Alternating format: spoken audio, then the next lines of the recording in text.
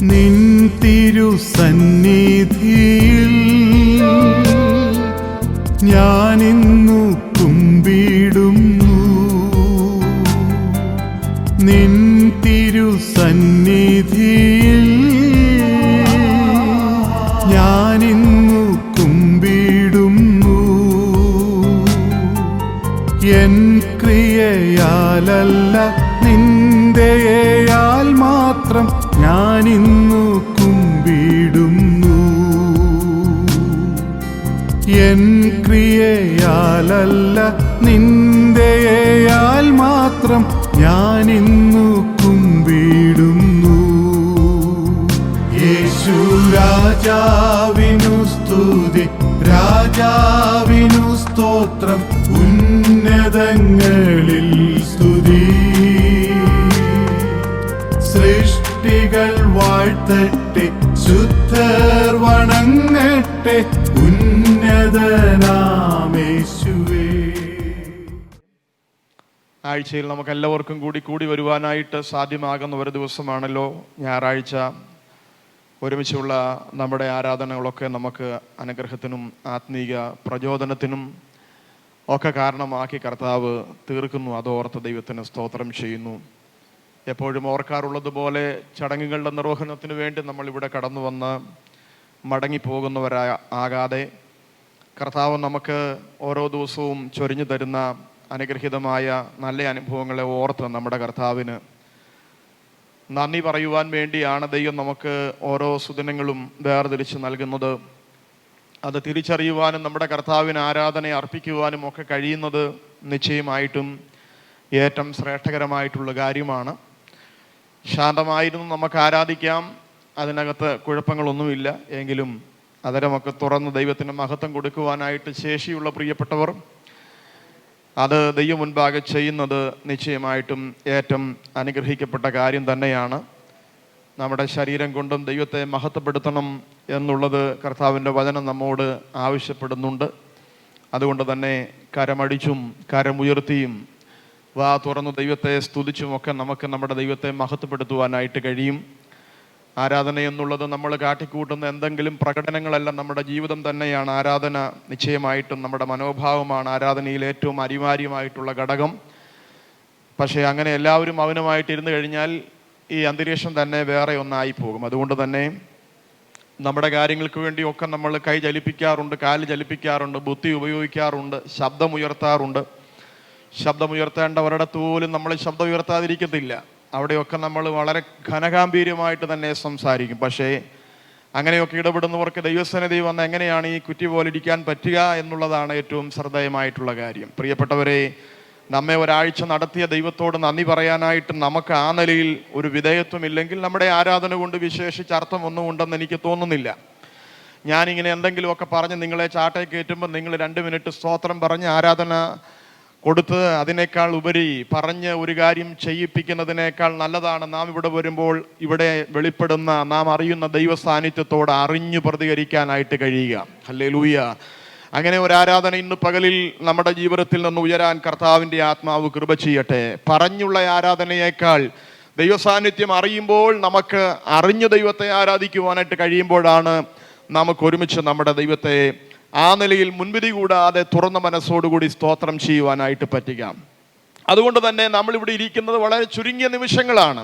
ആ നിമിഷങ്ങൾ മനസ്സ് ദൈവത്തെങ്കിൽ ഏകാഗ്രമാക്കി കർത്താവിങ്കിലേക്ക് നമ്മുടെ ശ്രദ്ധയൊക്കെ ഫോക്കസ് ചെയ്ത് അല്പനിമിഷങ്ങൾ തുറന്ന മനസ്സോടെ നമ്മുടെ കർത്താവിന് സ്തോത്രം പറഞ്ഞ് പാടി സന്തോഷിച്ച് പോകുന്നതിനേക്കാൾ എന്താണ് നമുക്ക് ഇഹത്തിൽ ലഭ്യമാകാനായിട്ടുള്ളത്? അതുകൊണ്ട് തന്നെ ഇരിക്കുന്ന സമയം ആരും അലക്ഷ്യമായിട്ടോ നിർവിചാരികളോ ആയിട്ടിരിക്കാതെ നിറഞ്ഞ ദൈവ സാന്നിധ്യത്തിൻ്റെ ശ്രേഷ്ഠത അനുഭവിച്ചുകൊണ്ട് തന്നെ അതരഫലം എന്ന സ്തോത്രയാഗം ഇടവിടാതെ അർപ്പിപ്പീരെന്ന കർത്താവിൻ്റെ വചനത്തിൽ പറയുന്നത് പോലെ ദൈവം മുൻപിൽ നാം അടുത്തു വരുമ്പോഴൊക്കെ നമ്മുടെ അയോഗ്യതകൾ നമുക്ക് ബോധ്യപ്പെടും. അയോഗ്യരായിരുന്ന നമ്മെ നമ്മുടെ കർത്താവ് ആരാധനയ്ക്ക് വേണ്ടി യോഗ്യനാക്കി തീർത്തു. നമ്മളാരും ഇവിടെ യോഗ്യത കൊണ്ട് വന്നു കയറിയവരല്ല, പിന്നെയോ നമ്മളൊക്കെ അയോഗ്യതയുടെ കീഴിൽ കിടന്നവരാണ്. അങ്ങനെയുള്ള നമ്മെ സർവശക്തനായ ദൈവത്തെ ആരാധിക്കുവാൻ വേണ്ടി നമ്മുടെ കർത്താവ് യോഗ്യനാക്കി തീർത്തു. ഈ ഒരു തിരിച്ചറിവാണ് പരപ്രേരണ കൂടാതെ കർത്താവിനെ ആരാധിക്കുവാൻ വേണ്ടി എന്നെ പ്രാപ്തനാക്കുന്നത്. ആ ഒരു തിരിച്ചറിവിലേക്ക് കടന്നു വരുവാൻ ദൈവം നമുക്ക് ഏവർക്കും കൃപ ചെയ്യട്ടെ. ബൈബിളിൽ ഒത്തിരി പേരുടെ ആരാധനകൾ നമുക്ക് തിരുവഴുത്തിന്റെ താളുകളിൽ കാണുവാനായിട്ട് പറ്റുന്നുണ്ട്. വെളിപ്പാട് പുസ്തകത്തിൽ ഒരുപാട് ആരാധനകൾ കാണാനായിട്ട് പറ്റുന്നുണ്ട്. വെളിപ്പാട് പുസ്തകം 4-5 അധ്യായങ്ങളുടെ അകത്ത് ആരാധനയോട് ബന്ധപ്പെട്ട ഒട്ടുവളരെ ചിത്രങ്ങൾ നമുക്ക് ശ്രദ്ധേയമായിട്ട് ഉണ്ട്. 4-ാമത്തെ അധ്യായത്തിൽ ജീവികളുടെ ആരാധന കാണാം. 5-ാമത്തെ അധ്യായത്തിൽ വീണ്ടെടുക്കപ്പെട്ടവരുടെ ആരാധന കാണാം. പ്രിയപ്പെട്ടവരെ, തിരുവഴുത്ത് നമ്മൾ ആകമാനം പരിശോധിച്ചു നോക്കിയാൽ ദൈവസന്നിധിയിൽ അടുത്തു വരുമ്പോൾ അയോഗ്യരെന്ന് പറഞ്ഞ 4 കൂട്ടരെ നമുക്ക് 4 വ്യക്തികളെ നമുക്ക് കാണാനായിട്ട് പറ്റുന്നുണ്ട്. നമ്മുടെ യോഗ്യത കൊണ്ടല്ല നമുക്ക് ആരാധിക്കുവാനായിട്ട് കഴിയുക, ദൈവം നമ്മളെ യോഗ്യരാക്കിയത് കൊണ്ടാണ്. ഞാൻ യോഗ്യനല്ല എന്ന് പറഞ്ഞ 4 കൂട്ടം ആളുകൾ അല്ലെങ്കിൽ 4 വ്യക്തിത്വങ്ങളെ തിരുവഴുത്തിൽ പ്രധാനമായിട്ടും രേഖപ്പെടുത്തിയിട്ടുണ്ട്. എന്നാൽ നമ്മുടെ കർത്താവ് ആരാധനയ്ക്ക് യോഗ്യനാണ്. ആരാധന കൊതിയനായതുകൊണ്ടല്ല നമ്മൾ കർത്താവിനെ ആരാധിക്കുന്നത്, നമ്മുടെ കർത്താവ് ആരാധനയ്ക്ക് യോഗ്യനായത് കൊണ്ടാണ്. Price the Lord. നമ്മൾ ആരാധിച്ചില്ലെങ്കിൽ ദൈവത്തിന് എന്തെങ്കിലും പറ്റും, അതുകൊണ്ട് ദൈവത്തെ ആരാധിച്ചേക്കാം. അല്ലെങ്കിൽ നമ്മൾ ആരാധിച്ചില്ലെങ്കിൽ ദൈവം കോപിക്കും, അതുകൊണ്ട് ദൈവത്തെ ആരാധിച്ചേക്കാം എന്നുള്ളതാകരുത് നമ്മുടെ മനോഭാവം. നമ്മുടെ ദൈവം ആരാധന കൊതിയനൊന്നുമല്ല, നമ്മുടെ കർത്താവ് ആരാധനയ്ക്ക് യോഗ്യനാണ്. അതുകൊണ്ട് യോഗ്യനായ നമ്മുടെ കർത്താവിന്റെ മുൻപിൽ നമ്മൾ അർപ്പിക്കുന്ന സ്തുതിസ്തോത്ര യാഗങ്ങൾ അത് ആരാധനയായി നമ്മുടെ കർത്താവ് സ്വീകരിക്കുമെന്നുള്ള തിരിച്ചറിവിൽ നമ്മുടെ കർത്താവിനെ മഹത്വപ്പെടുത്താൻ എല്ലാ പ്രിയപ്പെട്ടവർക്കും കൃപ ചെയ്യട്ടെ. വെളിപ്പാട് പുസ്തകം 5-ാമത്തെ അധ്യായത്തിനകത്ത് കർത്താവ് യോഗ്യനാണെന്നുള്ളതിൻ്റെ പ്രധാനമായിട്ട് 2-3 കാര്യങ്ങളുണ്ട്. 5-ാം അധ്യായം 5-ാമത്തെ വാക്യം ഒന്ന് വായിച്ചു കൊള്ളുക. അപ്പോൾ മൂപ്പന്മാരിലൊരുത്തൻ എന്നോട്, കരയേണ്ട, യഹൂദാ ഗോത്രത്തിലെ സിംഹവും ദാവീദിന്റെ വേരുമായവൻ പുസ്തകവും അതിന്റെ 7 മുദ്രയും തുറപ്പാൻ തക്കവണ്ണം ജയം പ്രാപിച്ചിരിക്കുന്നു. നമ്മുടെ കർത്താവ് ആരാധനയ്ക്ക് യോഗ്യനാണ്. എന്തുകൊണ്ട് യോഗ്യനാണെന്ന് ചോദിച്ചാൽ 5-ന്റെ 5 അവിടുന്ന് ആരാണ് എന്നതിൻ്റെ അടിസ്ഥാനത്തിലാണ് നമ്മൾ അവനെ ആരാധിക്കുന്നത്. നമ്മുടെ കർത്താവ് ആരാണ് എന്നതിൻ്റെ അടിസ്ഥാനത്തിലാണ്. അവിടെ 2 കാര്യങ്ങൾ പ്രധാനമായിട്ട് പറയുന്നുണ്ട്. എന്തൊക്കെയാണ് അവിടെ പറഞ്ഞിരിക്കുന്നത്? യഹൂദാ ഗോത്രത്തിൻ്റെ സിംഹമാണ്, ദാവീദ് ഗോത്രത്തിൻ്റെ വേരുമാണ്. Praise the lord. അപ്പം നമ്മുടെ കർത്താവിനെ ആരാധിക്കണമെങ്കിൽ നമ്മുടെ കർത്താവ് ആരാണ് എന്നുള്ള തിരിച്ചറിവ് നമുക്കുണ്ടാകണം. ലോകത്തിനവൻ ആരാണെന്നുള്ളതിനേക്കാൾ എനിക്കവൻ ആരാണ് എന്നുള്ള തിരിച്ചറിവ് ഒരുവന്റെ അകത്ത് കത്തുമ്പോഴാണ് ആരാധന ഉളവാകുന്നത്. Price the Lord. ആ വാക്യമൊക്കെ ഒരുപാട് ചിന്തകൾ കുത്തി നിറച്ചിട്ടുള്ള ഒരു വാക്യശകലമാണ്. തിരുവഴുത്തിലെ എല്ലാ വേദഭാഗങ്ങളുടെ അകത്ത് തന്നെയും ധാരാളം ദൈവാലോചനകൾ കാണുവാനായിട്ട് പറ്റുന്നുണ്ട്. അപ്പോൾ ദൈവം യോഗ്യനാണ്, നമ്മുടെ കർത്താവ് ആരാധനയ്ക്ക് യോഗ്യനാണ്. ഇവിടെ ശ്രദ്ധിച്ചേ, എങ്ങനെ നമ്മൾ ദൈവത്തെ ആരാധിക്കണം? അവിടുന്ന് ആരാണ് എന്നതിൻ്റെ അടിസ്ഥാനത്തിൽ നമ്മൾ കർത്താവിനെ ആരാധിക്കണം. ഇതിന് എൻ്റെ 9-ാമത്തെ വാക്യത്തിലേക്കൊന്ന് വന്നേ. 9-ാമത്തെ വാക്യം, പുസ്തകം വാങ്ങുവാനും അതിന്റെ മുദ്ര പൊട്ടിപ്പാനും നീ യോഗ്യൻ. നീ അറുക്കപ്പെട്ടു, നിന്റെ രക്തം കൊണ്ട് സർവ്വഗോത്രത്തിലും ഭാഷയിലും വംശത്തിലും ജാതിയിലും നിന്നുള്ളവരെ ദൈവത്തിനായി വിലയ്ക്ക് വാങ്ങി. ഒറ്റ വാക്കിൽ പറഞ്ഞാൽ വിലയ്ക്ക് വാങ്ങി അല്ലെങ്കിൽ വീണ്ടെടുത്തു. അപ്പോൾ നമ്മുടെ കർത്താവിനെ നമ്മൾ ആരാധിക്കേണ്ടത് ഏതിൻ്റെ അടിസ്ഥാനത്തിലാണ് എന്ന് ചോദിച്ചാൽ അവൻ എന്തു ചെയ്തു എന്നതിൻ്റെ അടിസ്ഥാനത്തിലാണ്. ഒന്ന്, അവൻ ആരാണ് എന്നതിൻ്റെ അടിസ്ഥാനത്തിലാണ്. ഇതിനൊക്കെ എന്താ പറയുക, വിശദീകരണങ്ങൾ നൽകിയാൽ കുറച്ചുകൂടി നമുക്കത് മനസ്സിലാക്കും. വിശദീകരണം നൽകാനായിട്ടുള്ള സമയമില്ലാത്തതുകൊണ്ടാണ് ഓരോ വാക്കിൽ അത് പറഞ്ഞു വിടുന്നത്. ചില കാര്യങ്ങൾക്കൊക്കെ വിശദീകരണം തന്നെങ്കിലേ അതിൻ്റെ യഥാർത്ഥ ചിത്രം നമുക്ക് മനസ്സിൽ കിട്ടത്തുള്ളൂ. എങ്കിലും ഇന്നത്തെ സാഹചര്യത്തിൽ നമ്മുടെ കാര്യങ്ങളൊക്കെ കൃത്യസമയത്ത് നിവർത്തിക്കപ്പെടേണ്ടതുള്ളത് കൊണ്ട് വിശദീകരണങ്ങളൊക്കെ പിന്നാലെ എപ്പോഴേലും നൽകാം. ഇപ്പോൾ നിങ്ങൾ ഈ വേദഭാഗങ്ങൾ ശ്രദ്ധിക്കുക. അപ്പോൾ ഒന്ന്, അവിടുന്ന് ആരാണ് എന്നതിൻ്റെ അടിസ്ഥാനത്തിൽ നമ്മൾ അവനെ ആരാധിക്കണം. 2, അവൻ എന്തു ചെയ്തു എന്നതിൻ്റെ അടിസ്ഥാനത്തിലാണ്. നമ്മെ വിലയ്ക്ക് വാങ്ങി നമ്മെ വീണ്ടെടുത്തു. അതുകൊണ്ടാണ് നമ്മൾ നമ്മുടെ കർത്താവിനെ എന്ത് ചെയ്യുന്നത്? ആരാധിക്കുന്നത്. അടുത്ത ഒരു പ്രധാനപ്പെട്ട ഭാഗം അതിൻ്റെ 10-ാമത്തെ വാക്യത്തിൽ കിടപ്പുണ്ട്. 5-10. ഞങ്ങളുടെ ദൈവത്തിന് അവരെ രാജ്യവും പുരോഹിതന്മാരും ആക്കി വെച്ചു. അവർ ഭൂമിയിൽ വാഴുന്ന എന്നൊരു പുതിയ പാട്ട് അവൻ പാടുന്നു. പിന്നെ ഞാൻ ദർശനത്തിൽ സിംഹാസനത്തിന്റെയും ജീവികളുടെയും മൂപ്പന്മാരുടെയും ചുറ്റിലും ഏറെ ദൂതന്മാരുടെ ശബ്ദം കേട്ടു. 5-ാം അധ്യായം 10-ാമത്തെ വാക്യത്തിൽ നമ്മെ ആരാക്കി എന്നുള്ളത് അവിടെ കാണാനായിട്ട് പറ്റുന്നുണ്ട്. നമ്മെ ആരാക്കി എന്നുള്ളത് കാണാൻ പറ്റുന്നുണ്ട്. നമ്മെ ആരാക്കി, നമ്മെ രാജ്യമാക്കി, നമ്മെ പുരോഹിതന്മാരാക്കി. Price the Lord. അപ്പൊ ഈ 3 വാക്യത്തിനകത്ത് തന്നെ അനുഗ്രഹീതമായ കർത്താവ് ആരാധനയ്ക്ക് യോഗ്യനാണ്. ആരാധന സ്വീകരിക്കുവാൻ നമ്മുടെ കർത്താവ് യോഗ്യനാണെന്നുള്ളതിൻ്റെ തെളിവുകൾ നമുക്ക് കാണാനായിട്ട് പറ്റി. ഒന്ന്, അവിടുന്ന് ആരാണ് എന്നതിൻ്റെ അടിസ്ഥാനത്തിൽ. 2, അവിടുന്ന് എന്തു ചെയ്തു എന്നതിൻ്റെ അടിസ്ഥാനത്തിൽ. 3, നമ്മളുടെ വ്യക്തിപര ജീവിതത്തോട് ബന്ധപ്പെട്ട് 10ാമത്തെ വാക്യത്തിൽ. അപ്പോൾ തന്നെ മറ്റൊരു കാര്യം കൂടി അവിടെ രേഖപ്പെടുത്തപ്പെടാത്തതായിട്ടുണ്ട്. അവൻ ഇന്ന് നമുക്ക് വേണ്ടി എന്തു ചെയ്യുന്നു. ഇതും നമ്മളെ നമ്മുടെ കർത്താവിനെ ആരാധിക്കുവാനായിട്ട് നമ്മളെ പ്രാപ്തരാക്കുന്ന ഒരു കാര്യമാണ്. ഇന്ന് അവൻ നമുക്ക് വേണ്ടി എന്തു ചെയ്യുന്നു. പിതാവിൻ്റെ വലത്തുഭാഗത്ത് നമ്മുടെ കർത്താവൻ നമുക്ക് വേണ്ടി എന്തു ചെയ്യുന്നു? പക്ഷവാതം ചെയ്യുന്നു. എത്ര ശ്രേഷ്ഠകരമായിട്ടുള്ള ചിന്തകളാണ് ഇതൊക്കെ. അയവിറക്കുമ്പോഴാണ് അറിയാതെ നാം ദൈവത്തെ സ്തുതിച്ചു പോകുന്നത്, സ്തോത്രം ചെയ്തു പോകുന്നത്. ഹല്ലേലൂയ. ഈ വക വസ്തുതകൾ ദൈവ മുൻപിൽ അടുത്തു വരുമ്പോൾ നമുക്ക് ചിന്തിക്കാനും ധ്യാനിക്കാനും കഴിയണം. ആ നിലയിൽ കർത്താവിനെ അറിഞ്ഞ് ആരാധിക്കുവാൻ കർത്താവ് നമുക്ക് കൃപ ചെയ്യട്ടെ. കരങ്ങളെ ഉയർത്തി സന്തോഷത്തോടെ ദൈവത്തിന് മഹത്വം കൊടുക്കാം. ഹല്ലേലൂയ. വേഗത്തിൽ ഈ സങ്കീർത്തനത്തിലെ ഒരു വാക്യം മാത്രം നിങ്ങളുടെ ശ്രദ്ധയിലേക്ക് വെച്ച് 1, 2, 3 കാര്യങ്ങൾ തൊട്ട് പറഞ്ഞ് ഞാൻ സാക്ഷ്യത്തിന് വേണ്ടിയും അനന്തരമായിട്ടുള്ള വചന ശുശ്രൂഷയ്ക്ക് വേണ്ടിയും അവസരങ്ങളെ വേർതിരിക്കുവാനായിട്ട് താല്പര്യപ്പെടുന്നു. പ്രാർത്ഥനയോടെ നമുക്ക് ഒരുമിച്ച് കർത്താവിൻ്റെ പാദപീഠത്തിലായിരിക്കാം. 27ാം സങ്കീർത്തനം, അതിൻ്റെ പശ്ചാത്തലം ഒന്നും പറയുന്നില്ല.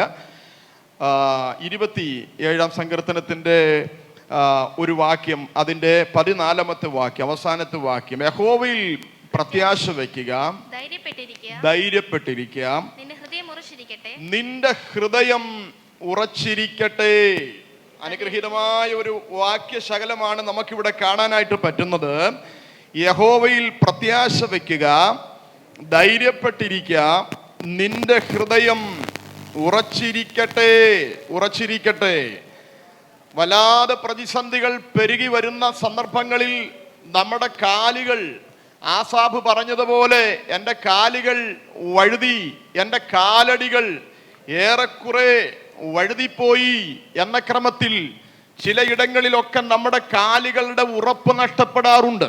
എന്നാൽ ഇവിടെ യഹോവയിങ്കൽ പ്രത്യാശ വയ്ക്കുന്ന ഒരുവനെ സംബന്ധിച്ചിടത്തോളം ദൈവാത്മാവ് പറയുന്നു, നിന്റെ ഹൃദയം ഉറച്ചിരിക്കട്ടെ. ഹല്ലേലൂയ. ജീവിതത്തിന്റെ വ്യത്യസ്തങ്ങളായ പ്രതിസന്ധികൾ നിമിത്തം, സാഹചര്യങ്ങളുടെ സമ്മർദ്ദം നിമിത്തം ആർക്കെങ്കിലും ആത്മീക ജീവിതത്തിലെ ഉറപ്പ് നഷ്ടപ്പെട്ടു പോയിട്ടുണ്ടെങ്കിൽ ദൈവാത്മാവ് ഇന്ന് പകലിൽ നമ്മോട് ഈ സങ്കീർത്തനത്തിൽ കൂടി സംവാദിക്കുന്നു. നമ്മുടെ ഹൃദയം ഉറച്ചിരിക്കണം. 3 പ്രധാനപ്പെട്ട വാക്യങ്ങൾ ഞാൻ അതിനോട് ബന്ധപ്പെട്ട് നിങ്ങളുടെ പരമാർത്ഥ മനസ്സിലേക്ക് നൽകി വേഗത്തിൽ വാക്കുകളെ ചുരുക്കുവാനായിട്ട് താല്പര്യപ്പെടുകയാണ്. പ്രിയപ്പെട്ടവരെ, നമ്മെ ഉറപ്പിക്കുവാൻ ദൈവത്തിന് താല്പര്യമുണ്ട്. 3 പ്രധാന നിലയിൽ നമുക്ക് ഉറപ്പേറ്റെടുക്കുവാനായിട്ട് പറ്റും. 1, നമ്മുടെ ദൈവം നമ്മെ ഉറപ്പിക്കും. 2, മറ്റുള്ളവരാൽ ദൈവം നമ്മെ ഉറപ്പിക്കും. 3, നാം സ്വയം നമ്മെ ഉറപ്പിക്കണം. ഇങ്ങനെ 3 പ്രധാന ചിന്തകൾ ഇന്ന് പകലിൽ നിങ്ങളുടെ മനസ്സിലേക്ക് ചുരുക്കം വാക്കുകളിൽ നൽകി ഞാൻ അവസാനിപ്പിക്കാം. 1ാമത്തെ വസ്തുത, നമ്മുടെ ദൈവം നമ്മെ ഉറപ്പിക്കും. ഒരു വാക്യം മാത്രം ഒന്ന് വായിക്കാം. പത്രോസിന്റെ 1ാം ലേഖനം 5ാമത്തെ അധ്യായം, അതിന്റെ 10ാമത്തെ വാക്യം. ഉറപ്പ് നഷ്ടപ്പെട്ടവരെ നമ്മുടെ കർത്താവ് ഉറപ്പിക്കും. 1 പത്രോസ് 5ാമത്തെ അധ്യായം, അതിന്റെ 10ാമത്തെ വാക്യം. എന്നാൽ അല്പകാലത്തേക്ക് കഷ്ടം സഹിക്കുന്ന നിങ്ങളെ ക്രിസ്തുവിൽ തന്റെ നിത്യ തേജസ്സിനായി വിളിച്ചിരിക്കുന്ന സർവകൃപാലുവായ ദൈവം തന്നെ യഥാസ്ഥാനപ്പെടുത്തി ഉറപ്പിച്ച് ശക്തീകരിക്കും. എത്ര അനുഗ്രഹിക്കപ്പെട്ട ഒരു വാക്യമാണ്. അപ്പൊ ഉറപ്പ് നഷ്ടപ്പെട്ടവരെ ആദ്യം ഉറപ്പിക്കുന്നത് ആര് തന്നെയാണ്? അതിനുവേണ്ടി ഇനീഷ്യേറ്റീവ് എടുക്കുന്നത് ദൈവം തന്നെയാണ്. നമ്മെ താങ്ങാനോ, നമ്മെ ഉറപ്പിക്കാനോ, നമ്മെ ആശ്വസിപ്പിക്കാനോ, നമ്മെ ബലപ്പെടുത്തുവാനോ, പ്രാർത്ഥനയുടെ സപ്പോർട്ട് വാഗ്ദാനം തരാനോ ഒന്നും ആരും ഇല്ലാത്തത് കൊണ്ട് നമ്മുടെ കഥ കഴിഞ്ഞുപോയി എന്നൊന്നും വിചാരിക്കരുത്. നാം ആയിരിക്കുന്ന ഇടങ്ങളിൽ ഇറങ്ങി വന്ന് ഉറപ്പിക്കാൻ കഴിയുന്ന ഒരു കർത്താവ് നമ്മുടെ കൂടെയുണ്ട്. അല്പകാലത്തേക്ക് കഷ്ടം സഹിക്കുന്ന നിങ്ങളെ ക്രിസ്തുവിൽ തന്റെ നിത്യ തേജസ്സിനായി വിളിച്ചിരിക്കുന്ന. അപ്പോ ഒരു ബ്രാക്കറ്റ് പീരീഡ് വല്ലാതെ കഷ്ടതയുടെ സമ്മർദ്ദം നേരിടുന്നവരുടെ ഉറപ്പ് നഷ്ടപ്പെട്ടു പോകാൻ സാധ്യതയുണ്ട്. അതുകൊണ്ട് തന്നെ ഇവിടെ പത്രോസ് അപ്പോസ്തലൻ പറയുകയാണ്, നിങ്ങളെ ഇളക്കുന്ന ഈ കഷ്ടതയ്ക്ക് അല്പകാലത്തെ നിലനിൽപ്പേ ഉള്ളൂ. എന്നാൽ ഈ അല്പകാലത്തെ കഷ്ടത കഴിയുമ്പോൾ വെളിപ്പെടുന്ന ഒരു കാര്യമുണ്ട്, അത് നിത്യമായ തേജസ്സാണ്. തിരിച്ചറിയുന്ന എത്ര പ്രിയപ്പെട്ടവരുണ്ട്? ഏത് കഷ്ടത നമ്മുടെ ജീവിതത്തിൽ ചേക്കേറിയാലും അതിന്റെ കാലപരിധി അല്പകാലമാണ്. എന്നാൽ നമ്മിൽ ഒരു തേജസ് വെളിപ്പെടാൻ പോകുന്നു. ആ തേജസ് വെളിപ്പെടുന്നത് ഒരു അല്പകാലത്തേക്കല്ല, പിന്നെയോ അത് നിത്യമായി നിലകൊള്ളുന്നതാണ്. ബോധ്യമായ പ്രിയപ്പെട്ടവർ കരങ്ങൾ ഉയർത്തി ഒരു സ്തോത്രം പറഞ്ഞാട്ടെ. ആ വാക്യത്തിനകത്ത് കുറെ അധികം കാര്യങ്ങൾ ദൈവാത്മാവ് ഉള്ളടക്കം ചെയ്യപ്പെട്ടിട്ടുണ്ട്. എന്നാൽ അല്പകാലത്തേക്ക് കഷ്ടം സഹിക്കുന്ന നിങ്ങളെ ക്രിസ്തുവിൽ തന്റെ നിത്യതേജസ്സനായി വിളിച്ചിരിക്കുന്ന സർവകൃപാലുവായ ദൈവം തന്നെ യഥാസ്ഥാനപ്പെടുത്തി ഉറപ്പിച്ച് ശക്തീകരിക്കും.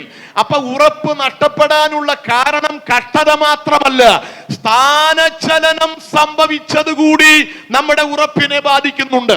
ബൈബിളിലെ ഏറ്റവും കാതലായ ഒരു വിഷയമാണ് യഥാസ്ഥാപനം എന്നുള്ളത്.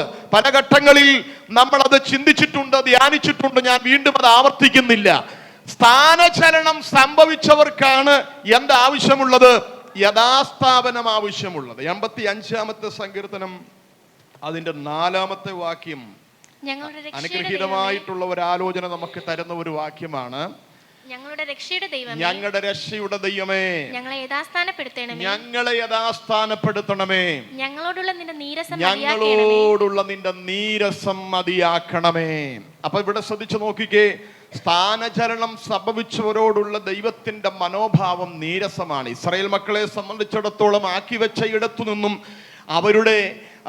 അവർക്ക് സ്ഥാനചലനം സംഭവിച്ചു. ശ്രദ്ധിച്ചേ, 5-ാമത്തെ സങ്കീർത്തനം നമ്മൾ പഠിക്കുമ്പോൾ മഹാമരുഭൂമിയിൽ ഇസ്രായേൽ മക്കൾ പ്രയാണം ചെയ്ത ഒരിടത്ത് പോലും ദൈവത്തിന് അവരുടെ നീരസം ഉണ്ടായത് കൊണ്ട് അവരുടെ ഭൗതിക നന്മകൾക്ക് മുടക്കം വന്നില്ല.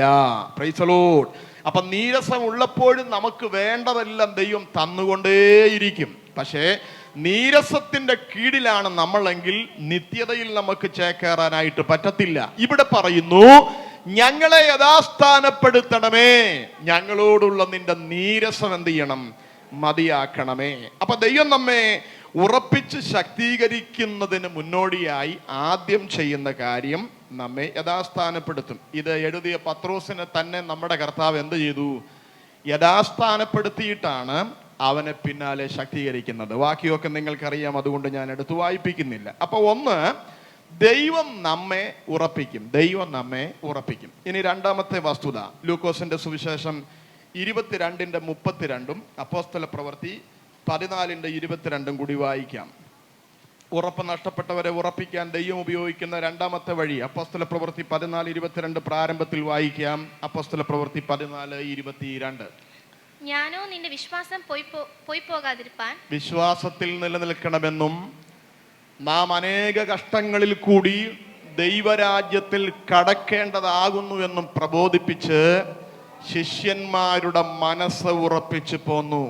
മിഷണറി യാത്രകളിൽ ഉടലെടുത്ത സഭകൾ അവിടവിടങ്ങളിലായി ഉരുത്തിരിഞ്ഞു വരുന്ന പ്രതിസന്ധികളുടെ നടുവിൽ ഉറപ്പ് നഷ്ടപ്പെടുമ്പോൾ ഒന്നാമത്തെ യാത്രയിൽ പോയ അപ്പോസ്തലൻ തൻ്റെ സഹയാത്രികരോട് പറയുന്നു, നാം പോയ ഇടത്തെ വിശ്വാസ സമൂഹത്തെ വീണ്ടും കണ്ട് നമുക്ക് അവരെ എന്ത് ചെയ്യണം? ഉറപ്പിക്കണം. അപ്പോ ഈ വാക്യം നമുക്ക് തരുന്ന ഒരു രണ്ടാമത്തെ സൂചനയുണ്ട്. മറ്റുള്ളവരാൽ ചിലപ്പോൾ ദൈവം നമ്മെ എന്ത് ചെയ്യും? ഉറപ്പിക്കും. ഒന്ന്, ദൈവം നമ്മെ ഉറപ്പിക്കും. രണ്ട്, മറ്റുള്ളവരാൽ നമ്മെ ഉറപ്പിക്കും. പിന്മാറ്റത്തിലോട്ട് മാറിപ്പോയ പത്രോസിനോട് കർത്താവ് പറയുന്ന വാക്യമാണ് 22:32 വാക്യം. 22:32 ലൂക്കോസിന്റെ സുവിശേഷം. ഞാനോ നിന്റെ വിശ്വാസത്താൽ പോയി പോകാതിരിപ്പാൻ നിനക്ക് വേണ്ടി അപേക്ഷിച്ചു. എന്നാൽ നീ ഒരു സമയം തിരിഞ്ഞു വന്ന ശേഷം നിന്റെ സഹോദരന്മാരെ ഉറപ്പിച്ചുകൊള്ളുക. തള്ളിപ്പറയുമെന്ന് യേശുവിന് പത്രോസിനെ കുറിച്ച് നന്നായിട്ടറിയാം. ആ പ്രതിസന്ധിയിൽ കൂടി കടന്നു പോകുന്ന ആ ഭക്തനോട് യേശു കർത്താവ് പറയുകയാ, നീ ആ തള്ളിപ്പറഞ്ഞേച്ച് പോയ പോക്ക് അങ്ങനെ പോകത്തില്ല, നിന്നെക്കുറിച്ച് എനിക്ക് പദ്ധതിയുണ്ട്. അവിടെ താൻ അതിനെ ഒരു സൂചന കൂടി പറയുമ്പോൾ പറയുന്നു, നീ തിരിഞ്ഞു വന്ന ശേഷം നിന്റെ സഹോദരന്മാരെ ഉറപ്പിച്ചുകൊള്ളുക. അപ്പൊ രണ്ടാമത് ദൈവം നമ്മെ ഉറപ്പിക്കുന്നത് മറ്റുള്ളവരാൽ ദൈവം നമ്മളെ ഉറപ്പിക്കും. എത്രയോ ഘട്ടങ്ങളിൽ അനവധി പേരെ കർത്താവ് നമ്മുടെ നടുവിൽ അയച്ചിട്ടുണ്ട്. പ്രാർത്ഥിക്കാമെന്ന് ബലഹീനമായി പോകുന്ന നമ്മുടെ മനസ്സുകളെ ബലപ്പെടുത്തുവാൻ, സമാശ്വാസം പറയാൻ, കൂടെ ഇരുന്ന് 10 മിനിറ്റ് പ്രാർത്ഥിക്കാൻ, ബലപ്പെടുത്തുന്ന നല്ല വാക്കുകൾ പറയാൻ, അല്ലെങ്കിൽ ഒരു ഫോൺ കോളിൽ കൂടി നമ്മെ ധൈര്യപ്പെടുത്തിയപ്പം ഇളകിയ നമ്മുടെ മനസ്സ് എത്രയോ സന്ദർഭങ്ങളിൽ ഉറച്ചിട്ടുണ്ട്. ദൈവത്തിന് നമ്മെ ഉറപ്പിക്കാൻ വഴികൾ പലതാണ്. ഒന്നുകിൽ ദൈവം നമ്മെ ഉറപ്പിക്കും, അല്ലെങ്കിൽ മറ്റുള്ളവരാൽ ദൈവം നമ്മളെ ഉറപ്പിക്കും. മൂന്നാമത്തെ ഒരു ഉത്തരവാദിത്വം നമുക്ക് സ്വയമായിട്ടുണ്ട്. നാം നമ്മെ തന്നെ എന്ത് ചെയ്യണം? ഉറപ്പിക്കണം. ഉൽപ്പത്തി പുസ്തകം 48 അധ്യായം 2 വാക്യം അതുകൂടി പറഞ്ഞ് അവസാനിപ്പിക്കുന്നു. ഉൽപ്പത്തി 48 അധ്യായം അതിന്റെ 2 വാക്യം. നിന്റെ മകൻ യോസേഫ് ഇതാ വരുന്നു എന്ന് യാക്കോബിനെ അറിയിച്ചു. അപ്പോൾ ഇസ്രായേൽ തന്നെ താൻ ഉറപ്പിച്ച് കട്ടിലിന്മേൽ ഇരുന്നു.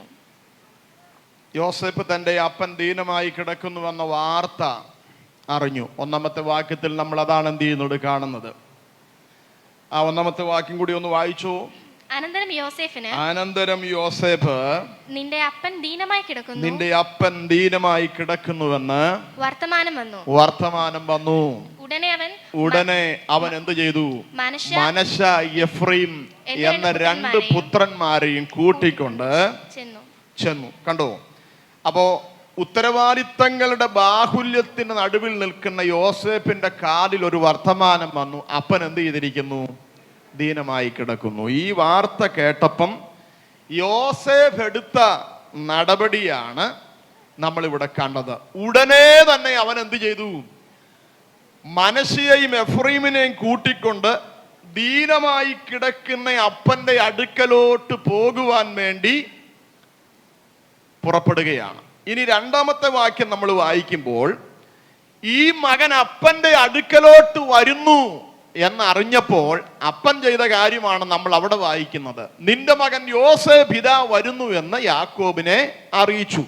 അപ്പോൾ ഇസ്രായേൽ തന്നെത്താൻ ഉറപ്പിച്ചു കട്ടിലിരുന്നു. Price the Lord. ചില ഘട്ടങ്ങളിൽ നമ്മെ ഉറപ്പിക്കാൻ ആരും കാണത്തില്ല. ചില ഘട്ടങ്ങളിൽ ഒരു ദൈവശബ്ദം പോലും ചിലപ്പോൾ നമുക്ക് ബലത്തിനായി കിട്ടുമെന്നിരിക്കത്തില്ല. അപ്പൊ 2 വാക്യത്തിൽ നാം കണ്ടത് എന്താണ്? ഇസ്രായേൽ തന്നെത്താൻ ഉറപ്പിച്ചിരുന്നു.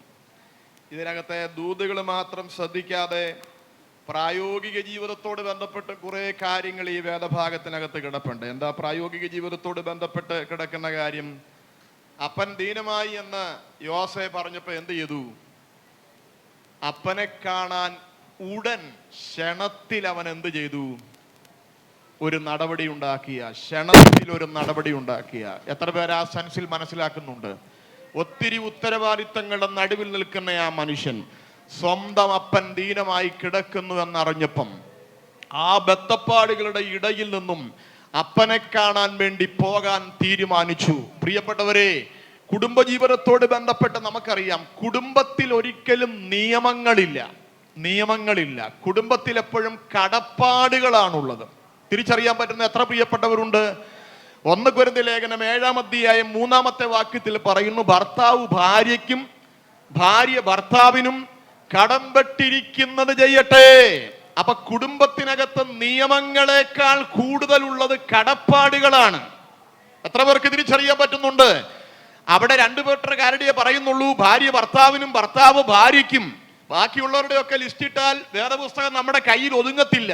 ശ്രദ്ധിച്ചേ, മക്കള് അപ്പനോടും അമ്മയോടും, തിരിച്ച് അപ്പനും അമ്മയും മക്കളോടും, മരുമക്കൾ അമ്മായിയപ്പനോടും അമ്മാവിയമ്മയോടും, ഇങ്ങനെ പറഞ്ഞാൽ ഒരുപാട് കാര്യങ്ങൾ അവിടെ ചേർത്തെഴുതേണ്ടതായിട്ടുണ്ട്. അപ്പോ കുടുംബത്തിനകത്ത് നിയമങ്ങളല്ല ഉള്ളത്, കുടുംബത്തിനകത്ത് കടപ്പാടുകളാണുള്ളത്. എത്ര പേർക്ക് തിരിച്ചറിയാൻ പറ്റുന്നുണ്ട്? ഞാൻ നിന്നെ ഈ ഇത്രയും കാലം ആഹാരം തന്നു പോറ്റി നിന്നെ പഠിപ്പിച്ചു, അതുകൊണ്ട് എനിക്ക് രോഗം വരുമ്പോ നീ വന്ന് കണ്ടോണം. അങ്ങനൊന്നും നിയമങ്ങളില്ല. ഇതെല്ലാം കടപ്പാടുകളാണ്. ബന്ധങ്ങളുടെ ഇടയിൽ നമുക്ക് കടപ്പാടുകളെ കുറിച്ചൊരു ഉത്തരവാദിത്വം ഉണ്ടാകണം. സ്തോത്രം. കുടുംബത്തിനകത്ത് അങ്ങനെ എഴുതി വെച്ച നിയമങ്ങളില്ല. എഴുതി വെച്ച് നമുക്ക് കുടുംബജീവിതം നയിക്കാനും പറ്റത്തില്ല. പക്ഷേ കുടുംബത്തിനകത്ത് കടപ്പാടുകളുണ്ട്. ഭാര്യ ഭർത്താവിനോട് ചെയ്യേണ്ടത്, ഭർത്താവ് ഭാര്യയോട് ചെയ്യേണ്ടത്, അപ്പനും അമ്മയും മക്കളോട് ചെയ്യേണ്ടത്, മക്കൾ തിരിച്ച് അവരോട് ചെയ്യേണ്ടത്. ഇതൊന്നും എഴുതിയിട്ടില്ല. പിന്നെയോ കടംപെട്ടിട്ടുള്ളത് നമ്മൾ അറിഞ്ഞു ചെയ്യണം. ഈ കലഹം എവിടെയാ ഉണർന്നു വരുന്നതെന്നറിയാമോ? കടപ്പാടുകളുടെ ലംഘനങ്ങൾ സംഭവിക്കുന്നിടത്താണ് കലഹങ്ങളും കലക്കങ്ങളും ഉണ്ടാകുന്നത്. തിരിച്ചറിയുന്ന എത്ര പ്രിയപ്പെട്ടവരുണ്ട്? അതെവിടെയാണെങ്കിലും അങ്ങനെയാ. നമ്മൾ ചെയ്യേണ്ടത് ചെയ്യാതിരിക്കുമ്പോൾ, കടംപെട്ടിരിക്കുന്നത്, കടപ്പാടുകൾ, നമ്മുടെ ഉത്തരവാദിത്തങ്ങൾ നിവർത്തിക്കപ്പെടാതെ പോകുമ്പോഴാണ് അവിടെ അസ്വസ്ഥതകൾ പൊന്തി വരുന്നത്. ഇവിടെ നല്ല ഒരു മാതൃകയാണ്. ഉത്തരവാദിത്വത്തിന്റെ ബാഹുല്യത്തിനിടയ്ക്ക് നിൽക്കുന്ന യോസേഫ് അപ്പൻ ദീനമായി കിടക്കുന്നുവെന്നറിഞ്ഞപ്പം മക്കളെ കൂട്ടി ആ അപ്പനെ കാണാൻ വേണ്ടി ഓടി അങ്ങോട്ട് പോവുകയാണ്. Price the Lord. ഇവിടെ അപ്പൻ ചെയ്ത ഒരു കാര്യമുണ്ട്. തൻ്റെ മകൻ വരുന്നു എന്നറിഞ്ഞപ്പം തന്നെത്താൻ ഉറപ്പിച്ചു. യാക്കോബ് ഉറപ്പിച്ചെന്നല്ല അവിടെ പറയുന്നത്, ഇസ്രായേൽ തന്നെത്താൻ ഉറപ്പിച്ചു. രണ്ടും ഒരാളാണ്, വ്യത്യാസമുണ്ട്. യാക്കോബ് എന്നുള്ളത് അപ്പനിട്ട പേരാണ്, ഇസ്രായേൽ എന്നുള്ളത് ദൈവമിട്ട പേരാണ്. യാക്കോബ് എന്നുള്ളത് മൺമയമായിട്ട് ബന്ധപ്പെട്ട ഒരു പേരാണ്, ഇസ്രായേൽ എന്നുള്ളത് വിൺമയമായ ഒരു പേരാണ്, അല്ലെങ്കിൽ തമ്പുരാൻ അവന് ചാർത്തിക്കൊടുത്ത ഒരു പേരാണ്. പ്രിയപ്പെട്ടവരെ, എത്ര ഹൃദ്യമായിട്ട് നമുക്കതിനകത്ത് കുറേ ആലോചനകൾ കാണാനായിട്ട് പറ്റുന്നുണ്ട്. ഇവിടെ കിടന്നത് യാക്കോബ, പക്ഷെ ഇവിടെ തന്നെത്താൻ ഉറപ്പിച്ചിരിക്കുന്നത് ഇസ്രായേല. ചുരുക്കി പറഞ്ഞാൽ ദൈവം കൊടുത്ത ഒരു ദൈവിക അംശമാണ്, ദൈവാംശമാണ് ഇസ്രായേൽ എന്നുള്ള പേര്. ഹല്ലേലൂയ. നമ്മുടെ അകത്ത് ദൈവമിട്ട ദൈവാംശങ്ങൾ ഒരിക്കലും നമ്മളെ താഴ്ത്തത്തില്ല, ഒരിക്കലും നമ്മളെ തകർക്കത്തില്ല. അതെപ്പോഴും നമ്മളെ ഉയർത്തുകയും ബലപ്പെടുത്തുകയും ചെയ്യുന്നതാണ്. തിരിച്ചറിയുന്ന എത്ര പ്രിയപ്പെട്ടവരുണ്ട്? ഇസ്രായേൽ തന്നെത്താൻ ഉറപ്പിച്ചു. ആരെങ്കിലും വന്ന് എന്നെ പൊക്കി എഴുന്നേൽപ്പിക്കട്ടെന്ന് വിചാരിച്ച് ആ അപ്പൻ അവിടെ കിടന്നെന്നല്ല, മകൻ വരുന്നു എന്ന വാർത്ത അറിഞ്ഞപ്പോൾ അവൻ തന്നെത്താൻ ഉറപ്പിച്ചു കട്ടിലിരുന്നു എന്നാണ്. അവിടെയൊക്കെ ആ വാക്യത്തെ ഒന്നുകൂടി ഒന്ന് വിലയിരുത്തിയാൽ കുറെ അധികം ആലോചനകളുണ്ട്. ഇതിനു മുൻപ് ഞാൻ ഒരു ആലോചന പറഞ്ഞിട്ടുണ്ട്, നിങ്ങൾ ചിലരെങ്കിലും ശ്രദ്ധിച്ചിട്ടുണ്ടാകാം.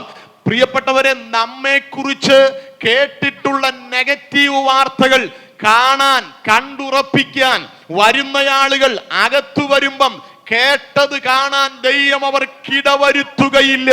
സ്തോത്രം. ദീനമായി കിടക്കുന്ന അപ്പനെ കാണാനാ യോസേഫ് വന്നത്. പക്ഷേ യോസേഫ് ഇവിടെ വന്നു കഴിഞ്ഞപ്പം കിടക്കുന്ന അപ്പനെയല്ല കണ്ടത്, ഇരിക്കുന്ന അപ്പനെയാ കണ്ടത്. നിന്റെ തകർച്ചകളെ ലോകത്തിന്റെ മുമ്പിൽ എന്റെ ദൈവം കാണിക്കാൻ സമ്മതിക്കുകയില്ല. നീ തകർന്നെന്ന്, നീ ഉടഞ്ഞെന്ന് ആരൊക്കെയോ ആരുടെയോ കാതുകളിൽ കേട്ട വാർത്ത കണ്ടുറപ്പിക്കാൻ വന്നവർക്ക് അങ്ങനൊന്ന് കാണാൻ ദൈവം ഇടവരുത്തുകയില്ല. ആ യാത്രകൾക്കിടയിൽ തന്നെ ആ ഭക്തനെ തമ്പുരാൻ ബലപ്പെടുത്തി. ഇവിടെ യാക്കോബിന്റെ ജീവിതത്തിലെ അനുഗ്രഹീതമായ മറ്റൊരു സവിശേഷത നമുക്ക് കാണാനായിട്ട് പറ്റുന്നുണ്ട്. ദീനമായി കിടക്കുന്നു എന്നുള്ളത് സത്യമാണ്, പക്ഷെ അവൻ ഇവിടെ എന്ത് ചെയ്തു? തന്നെത്താൻ ഉറപ്പിച്ചു. പ്രിയപ്പെട്ടവരെ, അതിനകത്ത് നമുക്കുള്ള ഒരു ആത്മീയ പാഠമുണ്ട്. നമുക്ക് ദീനമാണെന്ന് കരുതി നമ്മൾ ആ ദീനത്തിന്റെ കീഴെ തലവെച്ച് നമ്മെ തന്നെ ഏൽപ്പിച്ചു കൊടുക്കരുത്. എനിക്ക് വയ്യ, അതുകൊണ്ട് അങ്ങനെ പോട്ടെ എന്ന് പറഞ്ഞ് ദീനം നമ്മുടെ മേൽ വാഴാൻ നമ്മൾ അനുമതി കൊടുക്കരുത്. സദൃശവാക്യത്തിൽ ഇങ്ങനെ ഒരു വാക്യശകലമുണ്ട്, പുരുഷന്റെ ധീരത അവനെ സഹിക്കും. ചില അഭിമാനികളെ കണ്ടിട്ടുണ്ട്, അവർക്ക് ക്ഷീണമുണ്ടെങ്കിലും അവർ മറ്റുള്ളവരുടെ മുമ്പിൽ നടിക്കത്തില്ല. മറ്റുള്ളവരുടെ മുമ്പിൽ അവര് ആരോഗ്യത്തോടെ, ബലത്തോടെ, വേദനകൾ ഉണ്ടെങ്കിലും അത് പ്രകടിപ്പിക്കാതെ ധൈര്യം സംഭരിച്ചിരിക്കുന്നവരെ കണ്ടിട്ടുണ്ട്. അതൊരു അനുഗ്രഹീത അനുഭവം തന്നെയാണ്. ഇവിടെ യാക്കോബ് ചെയ്യണത ദീനമാണെന്ന് കരുതി കമ്പിളി പുതച്ച് അതിന്റെ കീഴിൽ ചാകാൻ ഏൽപ്പിച്ചു കൊടുത്തില്ല. അവൻ തന്നെത്താൻ ഉറപ്പിച്ചു. രോഗത്തോട് എതിർക്കണമെന്ന്, എഴുന്നേറ്റിരിക്കണമെന്ന്, തന്നെത്താൻ ഉറപ്പിക്കണമെന്ന് എത്ര പേർക്ക് ഞാൻ പറയുന്നത് മനസ്സിലാകുന്നുണ്ട്? യാക്കോബിന്റെ ജീവിതത്തിൽ മാത്രമല്ല, ദാവീദിന്റെ ജീവിതത്തിലും അങ്ങനെ ഒന്ന് സംഭവിച്ചു. ദീനമായി കിടന്നപ്പം 118-ാമത്തെ സങ്കീർത്തനത്തിൽ താൻ പറഞ്ഞത്, ഈ കിടക്കെ തന്നെ കിടന്ന് എന്റെ കാര്യം തീരുമെന്നല്ല. അവൻ അവിടെ വിളിച്ചു പറഞ്ഞ ഒരു കാര്യമുണ്ട്, ഞാൻ മരിക്കയില്ല, ജീവനോടെ ഇരുന്ന് യഹോവയുടെ പ്രവർത്തികളെ വർണ്ണിക്കും. എന്ന് വെച്ചാൽ ആയുസിൽ മരിക്കത്തില്ലെന്നല്ല. ഇവിടെ ജനിച്ച എല്ലാവർക്കും ഒരു ദിവസം ഒരു മരണമുണ്ട്. ആ സമസ്യയിൽ നിന്ന് ആർക്കും ഒരു ഒഴിവില്ല. പക്ഷേ സമയത്തിനു മുൻപേ നിന്നെ ഇവിടെ നിന്ന് തിരശീലയ്ക്ക് അപ്പുറം കടത്താൻ, നിന്നെ മാനസികമായി ക്ഷീണിപ്പിക്കാൻ ശത്രു ഉയർത്തിക്കൊണ്ടുവരുന്ന പ്രതിസന്ധികളെ, പുറത്തെ ബലഹീനതയെ അകത്തെ മനുഷ്യന്റെ കരുത്തു കൊണ്ട് തോൽപ്പിക്കാൻ. എത്ര പേർക്ക് ഞാൻ പറയുന്നത് മനസ്സിലാകുന്നുണ്ട്? നമ്മുടെ ശരീരം ചിലപ്പം ബലഹീനമായിരിക്കാം, നമ്മുടെ ശരീരത്തിന് അസ്വസ്ഥതകൾ ഒത്തിരി കണ്ടേക്കാം. പക്ഷെ നിന്റെ അകത്തെ ബലം കൊണ്ട് നീ പുറത്തെ മനുഷ്യന്റെ ബലഹീനതകളെ തോൽപ്പിക്കാൻ ഇന്ന് പകൽ ഒരു കൃപ ഏറ്റെടുക്കുന്ന എത്ര പ്രിയപ്പെട്ടവരുണ്ട്? കരം അടിച്ചൊരു സ്തോത്രം പറഞ്ഞ്, പുരുഷന്റെ ധീരത അവന്റെ ധീരത്തെ സഹിക്കുമെന്ന്. ഹല്ലേലൂയ. തന്നെത്താൻ ഉറപ്പിക്കാൻ, തന്നെത്താൻ ബലപ്പെടുത്താൻ, തന്നെത്താൻ ധൈര്യം സംഭരിക്കാൻ വിളിച്ചു പറ. വാഗ്ദത്തങ്ങളുണ്ട്, അതെല്ലാം പൂർത്തീകരിക്കുന്നതിന് മുൻപേ ഒന്നും ദോഷമായി ഭവിക്കത്തില്ലെന്ന് പറ. ശത്രുവിന്റെ പദ്ധതി അതിന്റെ മുൻപേ എന്റെ മേൽ നടപ്പിലാകത്തില്ലെന്ന് പറ. അകത്തുള്ള ബലം ഇന്ന് പകൽ പുറത്തു വരട്ടെ.